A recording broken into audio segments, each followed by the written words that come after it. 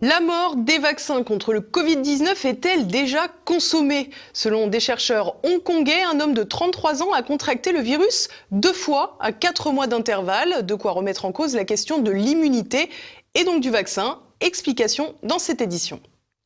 L'obsession du vaccin contre le Covid-19 va-t-elle s'effondrer? Depuis le début de l'épidémie, les laboratoires pharmaceutiques se sont lancés dans une course effrénée pour commercialiser un vaccin contre le SARS-CoV-2.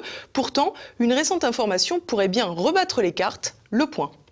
C'est un cas qui rebat les cartes du Covid-19. À Hong Kong, un homme de 33 ans a été contaminé par le virus au mois d'août, 4 mois après avoir déjà été contaminé une première fois. Des dépistages de contrôle ont permis de confirmer que les tests n'étaient pas de faux positifs, mais bien 2 cas d'infection avérés. Autre découverte, la souche ayant contaminé l'homme la seconde fois est différente de la première. En effet, le séquençage du génome montre des correspondances évidentes avec la version du virus qui circule en Europe.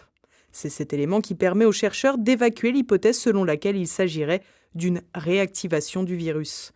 Par ailleurs, si l'homme avait ressenti quelques symptômes lors de sa première contamination, il n'en montre aucun pour la deuxième. La confirmation de ce cas de réinfection fait suite à d'autres suspicions relevées auparavant. Par ailleurs, il semble probable que des cas similaires aient eu lieu sans qu'on ne le sache, puisque les asymptomatiques sont rarement dépistés. Ce premier cas avéré amène donc plusieurs réflexions.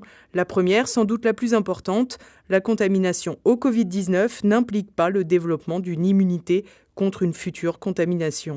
De quoi faire pâlir la théorie de l'immunité collective, même si les chercheurs ignorent si l'homme en question n'a pas développé d'immunité vis-à-vis de la maladie du tout, ou si cette dernière passe avec le temps.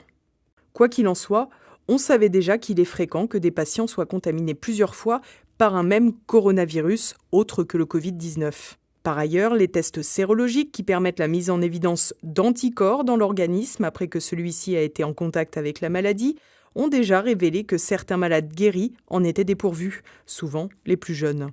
Des sujets chez qui d'autres mécanismes immunitaires pourraient très bien entrer en action. Ces dernières informations interrogent la pertinence de la course au vaccin entreprise par les grandes firmes pharmaceutiques. Dans ce cadre, le professeur Didier Raoult exprimait son scepticisme dans un entretien accordé à Paris Match. Pour l'infectiologue marseillais, la recherche d'un vaccin contre le Covid-19 était, je cite, « un défi idiot, rappelant à toute fin utile que l'on était déjà incapable de vacciner correctement contre la grippe ».